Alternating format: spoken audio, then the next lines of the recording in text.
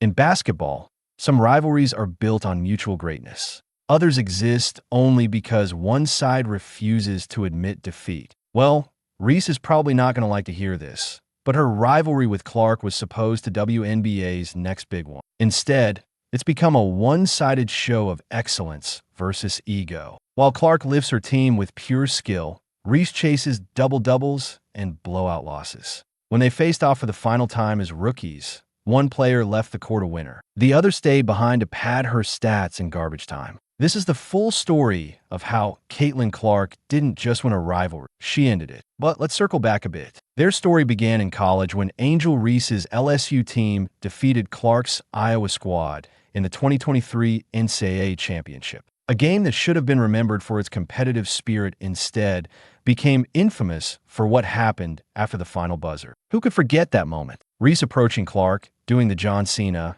"You can't see me" gesture, and pointing to her ring finger. While Reese was busy taunting, Clark handled the defeat with the grace and dignity of a true champion. She congratulated her opponents and held her head high. That moment told us everything we needed to know about the character of these two players. One focused on mockery, the other on sportsmanship. One celebrated individual achievements, the other respected the game. When Clark and Reese entered the 2024 WNBA draft, the storyline wrote itself. Clark went first to the struggling Indiana Fever. Reese landed with the Chicago Sky, creating a perfect setup for their rivalry to continue. But once they hit the pros, Clark started pulling ahead. While Reese kept up the same antics that made her controversial in college, Clark just let her game do the talking. Night after night, she lit up the court with deep threes, flashy passes, and a basketball IQ way beyond her years. She wasn't just playing. Well, she was putting the Fever back on the map. The Clark versus Reese rivalry.